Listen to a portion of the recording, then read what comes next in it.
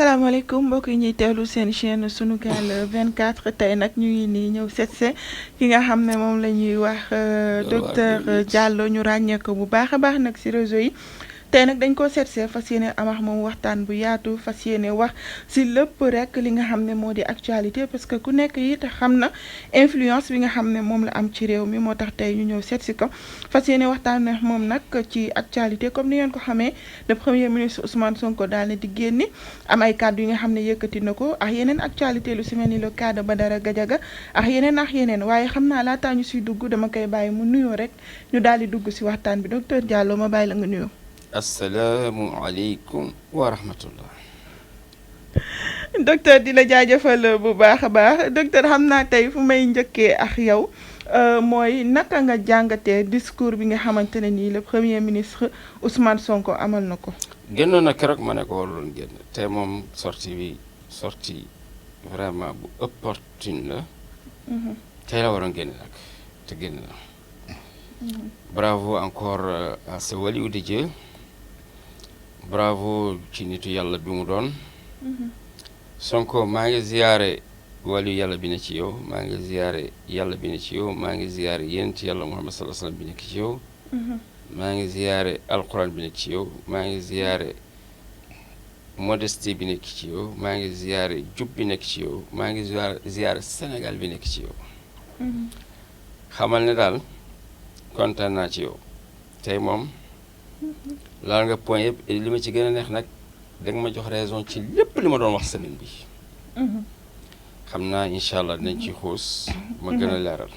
dinañ ci gën a dugg docteur mais fu ñuy njëkkee rek mooy wàllum démission parce que gis nañu démb benn parti bi nga xam ne génn nañu di naan nag ne moom Ousmane Sonko li mu war a def jamono ji mooy que ni dafa war a démissionner muy les cadres de gëm sa bopp bu Bougane Gueye Dany moom Ousmane Sonko tontu na leen tey ne leen nag ne dañoo jàpp ne buñ ko nee démissionnel comme moom dafa nekk koo xam ne daanaka am na ni mu mel dina démissionner waaye mu ngi leen di xamal ne demul fenn kàddu yooyu la daal di leen indil. gëm sa bopp dafa may cadre. gëm sa bopp dafa may cadre. am na ay cadre. ah bon je savais pas. ñoo doon def en tout cas ki dirige mouvement bi moom du cadre. Bougane moom du cadre je suis désolé. tëjul fenn amul dara xamul dara dañ lay poser question léegi ci pétrole nga tontu ngooñ kooku moom il ne fait pas le poids. 4 gëm sa bopp nga xamante ne premier mois avril la ñu commencé critiquer nguur xam nga ni ñi xamuñ état. ñi jël nguur wala nga may leen 2 ans sax. yow premier mois nga commencé leen critiquer il a fallu que man ma génn Amadou Ba génn ñu doog a noppi dama ko demoon tais-toi c'est pas le moment de parler tu fais une mauvaise politique ne Barthélemy noppil c'est pas le moment de parler xaaral ba ci kanam. Amadou Ba génn ne leen bàyyi leen booy yi ñu liggéey ba ci kanam foofu la ñu noppee xamuñu c'est-à-dire dafa bëggoon génn nekk un vrai opposant foog ne opposant sari ñit Sonko la ñu bëgg nurul quoi te mënuñu nur ak moom c'est-à-dire Sonko amul ku ko bañ ko bëgg a mel ni moom moo am point. ñii dañuy gën non n'importe quoi Bougane mënul am sax parrainage Sonko 54,5% xaw ma wooteel ko nga naan na démissionné pour donner c'est-à-dire su ma xamoon da nga may poser question billahi du ma fi toog heureusement que j'ai même pas entendu Sonko parler sax parce que j'ai pris l'émission en cours. man fi ma dal mooy fi muy naan Sénégal a un problème d'autorité. foofu laa dal ma commencé jël ay notes. te lii yëpp waxoon naa ko semaine bi Sénégal dafa soxla président boo xamante ne day yaraate. Sénégal mooy dëkk boo xam ne ñett nit ngay gis fii ku lay fen ku lay wor kuy jéem a nangu li nga yor moo fi nekk. ay jullit yu fen Sénégal da nga koy gis bu ñu demee Chine sax ma ne la commerçant yi di commander dara dañuy naan chinois yi def ci original fekk faux la chinois yi ñoo leen di poser question mais vous êtes des musulmans non ñu ne et puis mais nous original ça c'est quel pays. ni ma parle boo bëggee émission bi neex moom bu ma tudd ay Bougane yi franchement man. boo ñëwee tuuti si wàllum redressement Ousmane Sonko di naan ne dina si jóg bu baax a baax parce que nag redressement lan ne lu jëm si wàllum alal ji nee na nag gis nañu ne lu toll ci 5000 milliards yoo xamante ne ni daal lañ di ko luubal te loolu nag moo nekk loo xamante ne nii jamono ji moo leen paralysé moo tax mënuñoo dem fenn moo tax instant bi mënaguñoo nekk ci seeni ay projet dinaan nag yàggul dara dina taxawal ab plan de redressement ngir ñu xoolaat bu baax a baax. loolu waxoon naa ko depuis bu ñu faloo bi may alerté waa Pastef alerté waa Sénégal ne leen n'attendez pas des résultats d'ici 2 ans wala 3 ans newoon naa leen 2 ans ou 3 ans yi Sénégal la ñàkk xaalis. première année bi déjà il faut ñu toog xool lañ li ñu leen jox lan la boutique sax bu ñu la ko joxee looy def du inventaire nga xam ñaata ci ne waaw loolu lañ doon def at bi yëpp après nag bi ñuy paree ñu wax adduna bi yëpp li ñu fi fekk après lu ci topp dem nag di wut ay fournisseurs ay investisseurs ubbi diplomatie bi et c'est ce qu'ils sont en train de faire moo tax mu ne la ci mujjante discours bi incha allah dinañu réussir voilà. mais dara mënuñoo tere réussir. kenn mënu leen tere réussir. kooku kay ndeem ju doogut. alal ju takk jooju Ousmane Sonko di wax tollu ci 5000 milliards. gis nañu mu génn fi woon ne 1500 bi yoon mu ne 5000 milliards. ëpp na ko sax. plus même la wax. il est clément même plus de 5000 milliards moom kay nee na plus de 5000 est-ce que jàpp nga ne loolu jamono ji ñu toll est-ce que mën nañ koo dajale waat. am nañu yaakaar bi wax na ko nee na ci gaz bi. xam nga donc ce qui veut dire que gaz bi moomaguñ ko ba léegi. xam nga 5000 milliards loolu lu feeñ la financièrement. léegi ci signature contrat yi ak suñu ressources naturelles yi. donc da nga xam ne contrat yi luubal bi ñu ci def ëpp na 5000 milliards déjà. parce que li mu nar a yàq mu ëpp 10 000 milliards. xamal na leen ne déjà que gaz bi moomaguñ ko. ba wax ci sax wax nañ leen tontuwuñu. ci bras de fer lañ jëm li la wax. donc ce qui veut dire que gaz bi moomaguñ ko. te nee na malgré dette yi. ak problème yooyu yëpp. ñoom ñu ngi continuer di tenir seeni promesse est-ce que gis nga ni gouvernement bi ñu ngi tenir seeni promesse bi ni c'est que le gouvernement communique mal wala ne communique même pas wax na ko. nee na il faut qu'on revoie la communication de Pastef et la communication de l'État. wax naa ko yàgg naa ko wax. nee naa leen ngeen fay sax Sunugal 24 sans limite Feeling Dakar. ñu di leen communiquer seen teranga li ngeen di communiquer li ngeen di def ñoom ñu leen koy waxal. parce que RTS seulement ne suffit pas et Sonko. dafa foog ne moom bu waxee adduna bi yëpp a koy dégg. loolu foofu la juumee. foofu la juumee nee naa la man par exemple j'ai pris l'émission en cours pourtant man premier fan sam la. Man, c'est à 18h ou 19h que j'ai su qu'il va intervenir aujourd'hui. Donc, ça ne veut pas dire que donc, le mot et lui, c'est ce qu'il croit d'ailleurs. RTS ne suffit pas. Quel 7 ans tout RTS? Nous, il y a un chien qui est 7. 40% mom TFM la 7 te xam naa ne 0% la TFM nar a am. Comme wax na ci TFM tey moom. kenn dootul seetaan TFM moom c'est fini. fii moom ku Sonko bëgg moo fiy dox. lu mu bëgg moo fiy dox. ku mu bëgg la ñuy bëgg ku mu bañ bañ. naka nga jàppee décision yu mu jël tey di naan ne waa Pastef lan la ñuy def si yenn si ay plateau. loolu du teel la ko jël depuis 2016 la ko jël. yàgg na ko wax. yàgg na ne bu leen dem ci télé yi nga xamante ne dañ leen di xeex. tekkee def ko fësal rek te ku ko xeex mu xeex la xam nga ne Sonko nag moom xajul ci kenn. xajul ci TFM. naka nga gisee lu mu wax jëmale ko avant ñuy ñëw sur l'affaire Bouba Ndour je l'aime bien mais là c'est fini.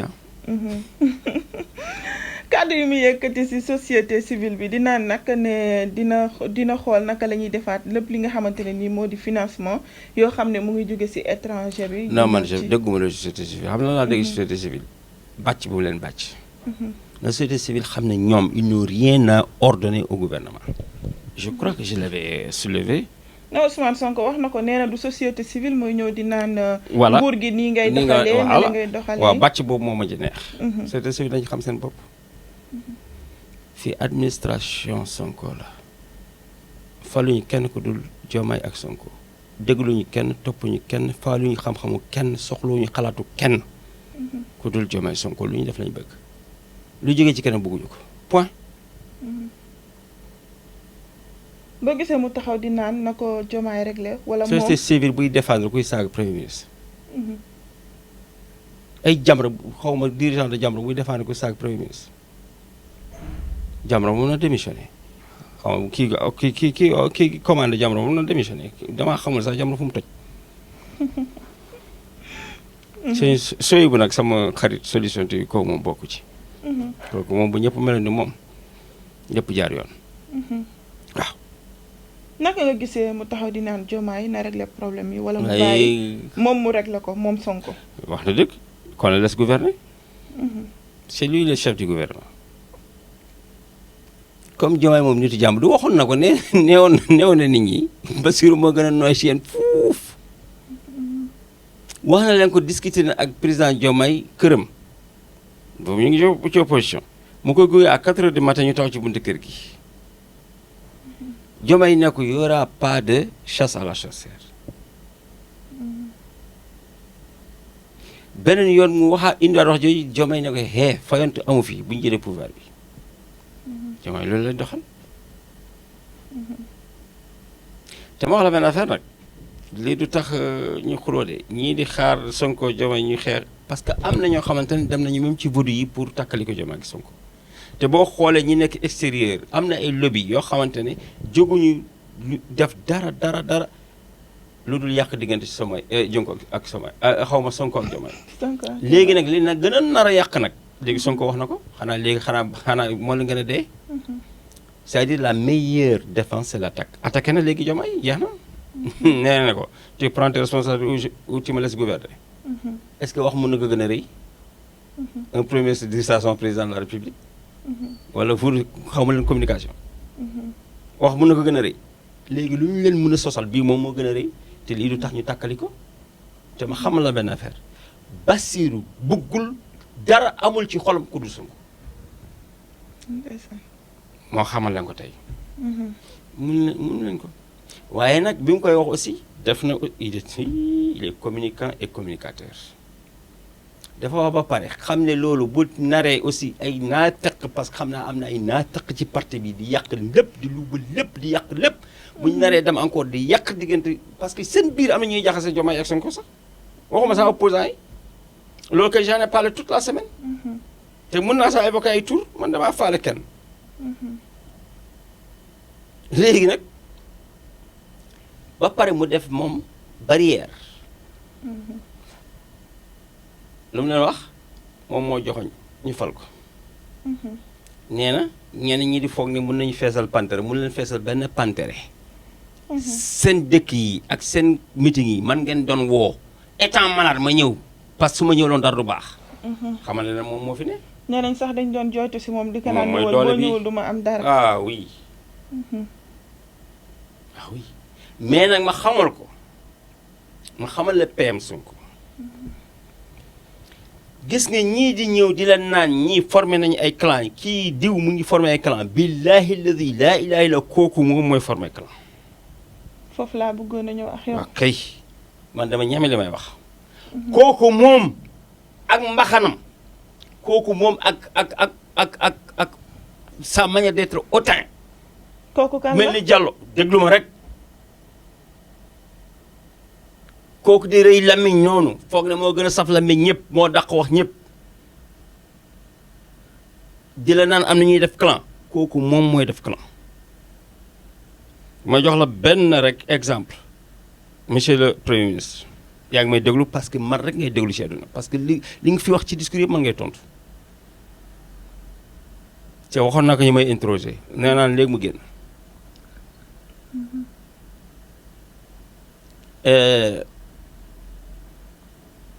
am na benn daayira bu mag bu fi ne kooku moo financé seen gàmmu dernier gàmmu bi point. mën nga ñoo jox ay. non loolu tamit wax ju yàgg dof moo ko moom man mënoo pousser man je communique mieux que toi. tey nga ma mës a gis yow. tey laa lay man je communique plus de 12 ans. amul chaîne bu ma intéressé wul. yow mënoo ma yëngal yow tamit. dama xam luy communication xam thèse xam antithèse xam synthèse xam fascination machination saturation te leer na man yow appliqué yow loolu donc mënoo pousser à bout je suis désolé Diallo ci leneen man maay docteur Diallo. ñuy communiquer fii yëpp noppi nañu wala ñu tëj leen man donc képp doo mos a gis ñu porté préjudice su may saaga sax xam naa ni may saagee ba kenn doo ma mën a convoqué xanaa maa mën communiquer nag je suis presque l'un des rares à pouvoir décortiquer ce discours là nee naa la man Sonko man lay tontu di te waxoon naa dans 3 jours il va sortir di dafa am loo xamut xale nga bàyyil noonu Sonko yàlla baax na ñoo nuroo wilaaya te ku ma bëgg la daf ma bëgg ni ma ko bëggee noonu la ma bëggee day toog naan grand bi oh non grand bi kenn du ma billaahi daf ma fonk bëgg ma il m'aime beaucoup daf may rus nag ma wax la ko tey Sonko daf may rus il me porte dans son cœur maag moom yàlla moo ñu liyee ci yàlla la ñu bëggante billaahi ma wax la ko tey soo gisee moom et je regrette fort je regrette rien nag li ma wax ci benn àndandoom bu tudd El Malick Ndiaye je ne regrette rien je ne retire aucun mot j'assume tout ce que je dis bi may wax Malick Ndiaye amoo benn droit di jëndal député yi auto 50 millions patati patata te maa ngi créé sa mouvement dal seen kaw je ne regrette rien du tout man bëgguma kenn faluñ leen pour ngeen di jël nguur gi di tiitar suñ kaw kenn gënuñu bàyyi kooku je le réitère man kenn ëpp ma fële ci biir réew man je n'attends rien man kese may sénégalais je le réitère encore wax naa keroog man kese may sénégalais bu soxlu benn poste président de la République mënoo fal benn poste bu ma mën a yëngal amul benn poste bu ñu mën a fay lu ma mënul am par jour mademoiselle ou madame parce que xaw ma te lan ma si gis je vais te dire ça aujourd'hui amul poste bu ñu ma mën a fay 12 millions par jour amul waxuma sax par jour par mois sax mënuñu ma ko fay te man soxlawuma poste fu ñu may fayee 30 millions par mois barki Sidina Mohamed soxlu ma ko nga foog ne man tal naa 6 heures du matin di yee samay jabar seetal la may costume bu may sol di dem conseil des ministres di sukkal ay nit man kooku la man je ne suis pas né pour avoir un salaire je ne suis pas né pour avoir un patron te duma ko mës a am ku nekk xam nga liggéey yàlla bay man damay toog sama salon climatisé lépp di ma fekk su ma gisee naaj man la neex ci ñaar yii la su may gën di dem jàkk ba wala may gën di yëg sama oto man du ma gis naaj yàlla may noonu wa amma bi ni'mati rabbika fa haddis te ku dugg sama 18 ma tëj sa lamiñ raf dootoo wax ku fiy def baatin maa raw sa ndey way kenn gën a xam yàlla aussi ci biir Sénégal bi moo la ko tey bu dee maarifatu billahi rek dëngam bu baax ok ñu continuer suñu débat ok ñu ñëw tuuti ñu ñëw donc je ne retire rien de ce que j'ai dit envers El Malick ça ne veut pas dire aussi que je suis contre lui je l'aime bien je l'adore mais ni mu waxee noonu laa ko tontoo point man du ma ànd ak nit du ma ko wax dëgg et j'appelle tous ces gens qui sont à côté de Sonko nañu bàyyi di jaxase Sonko ak nit ñi tout à l'heure woo naa benn journaliste sa kanam non ñu def émission démb mu ne lan lay dagg def ko ci TikTok mooy fi may naan Sonko moytul képp ku tuuram commencé par ni alxuraan commencé ba donc B en français moytul di xul ak kooku wala di séparé ak kooku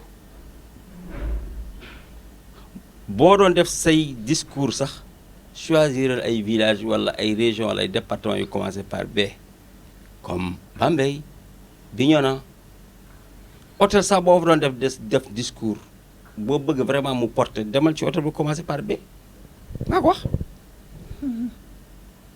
parce que nag il n'est pas parfait hein? Il a besoin de conseils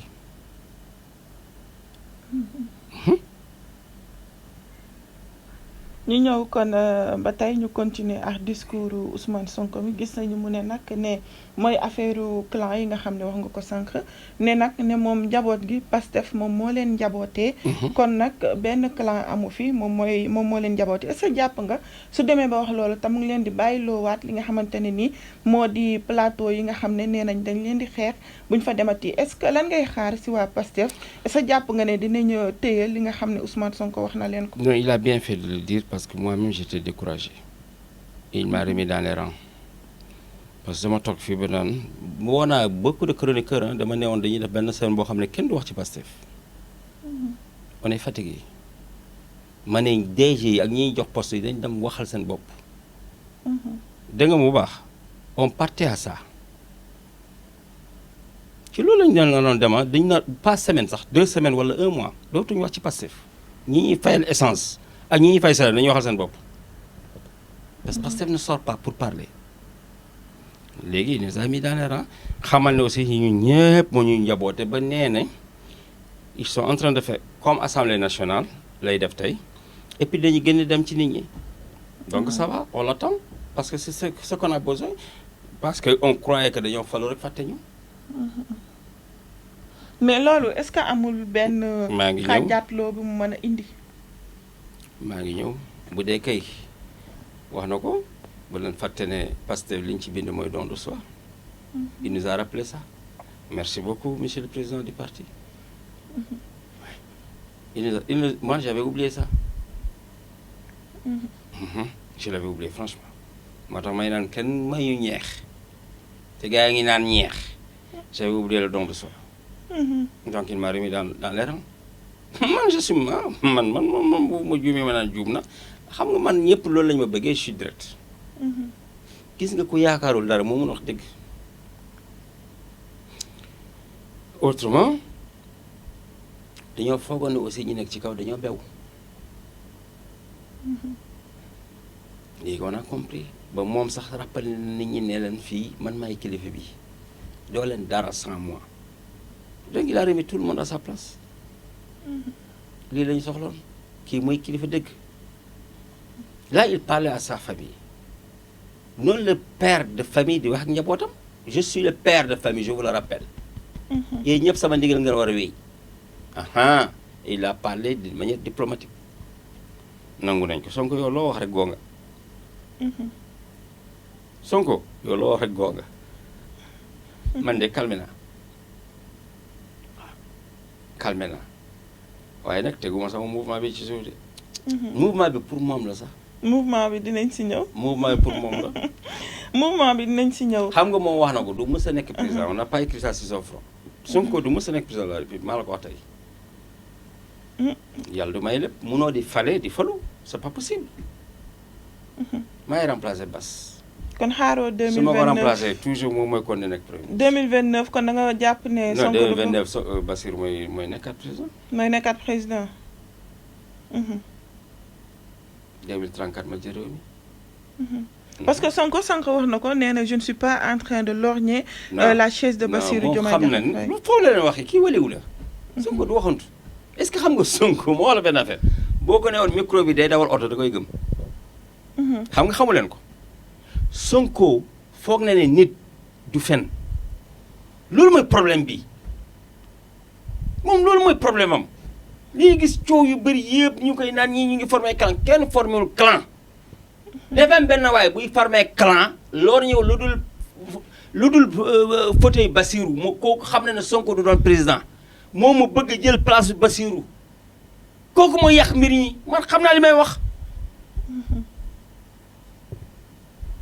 comprendre ngeen fii kooku moo koy wax rek muy gëm.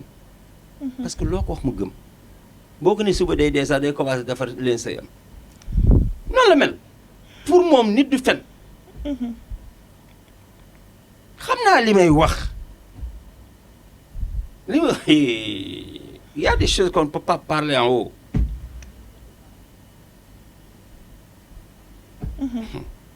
ñu ñëw docteur ci wàllum arrestation yi nga xamante ne nii ñu ngi commencé di naan liberté d'expression amatul ndaxte bàyyeetuñu kenn wax.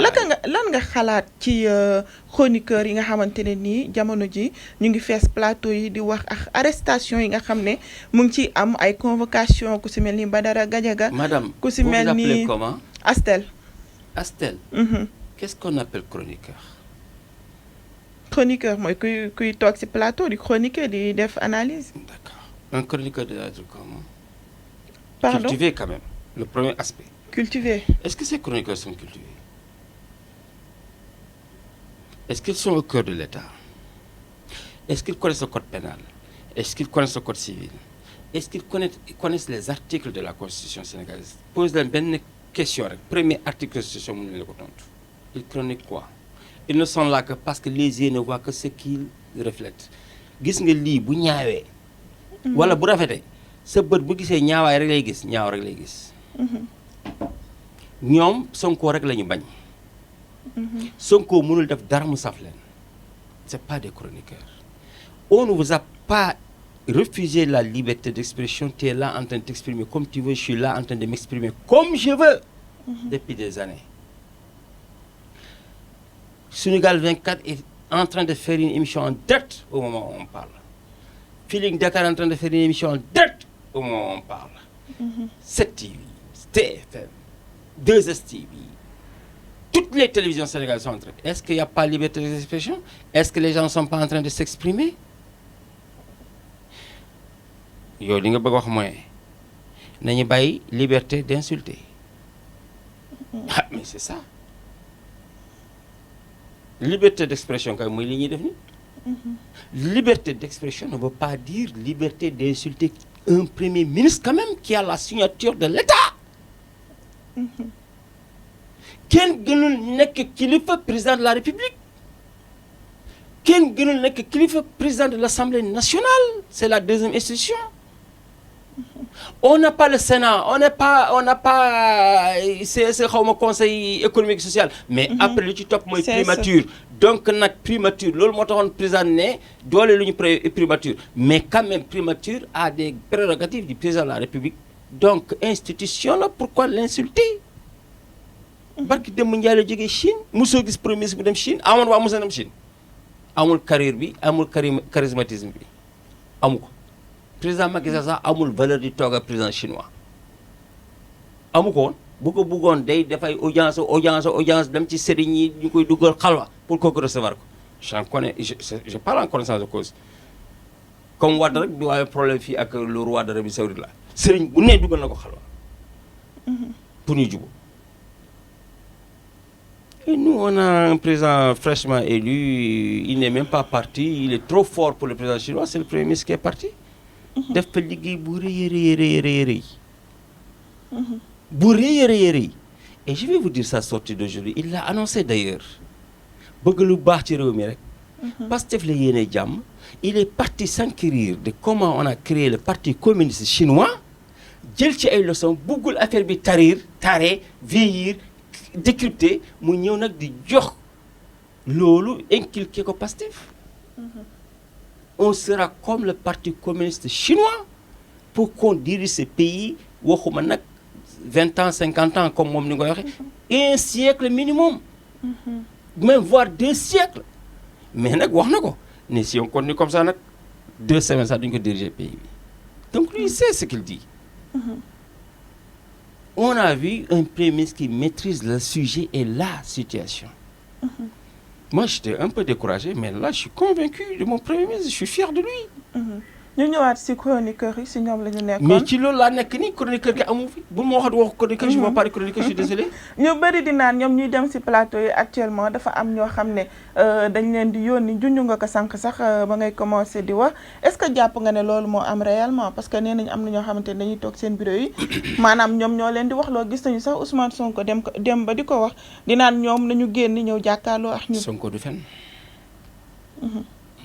Et puis il est le mieux renseigné.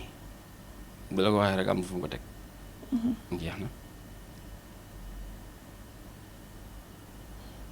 te dina leer te léegi ñooñu génn ni mu ko waxee rek ni mu ko waxee rek gis nga Sonko même lii nii waxoon na ko depuis bi mu nekk opposition la ko wax de li muy def nii Sonko est tellement ponctuel Sonko est tellement pragmatique. gis nga li muy wax nii yëpp waxoon na ko xoolal déglu ma lii.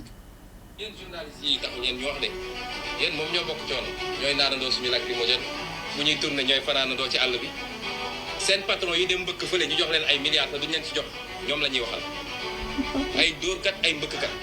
nguur bu ñëw ñu naxanteeg moom laxus si moom ñooñu ñoo tax ñuy wax. dafa am jamono nit ñi dañoo gëmoon ni le quatrième pouvoir c'est la presse. ngeen ko daan dégg même dans les livres de droit constitutionnel dañ ko doon wax moo tax ñëpp dawoon dem uti organe de presse ne su ma ko amee am naa moyen de pression am na waykat bu ne woon. fi opposant la woon de. opposant la woon. jant leer ma jàlloog satellite woon ma feneen dinaa liggéey ba am lu ma jëndee satellite nangam. kan moo ko woyoon du Youssou Ndour. bi muy wax ak Youssou Ndour il était opposant.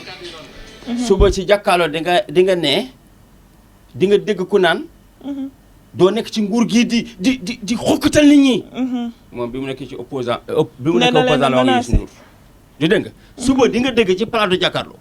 da nga nekk ci nguur gi di xokkatal nit ñi. xokkatal kenn li mu waxoon démb la opposant. je connais l'homme sénégalais. kii mooy Sonko le ponctuel. kii mooy Sonko le ndaanaan. kii mooy Sonko le pragmatisme. kii mooy Sonko ki yàlla bëgg. kii mooy Sonko ki yonent bi gunge.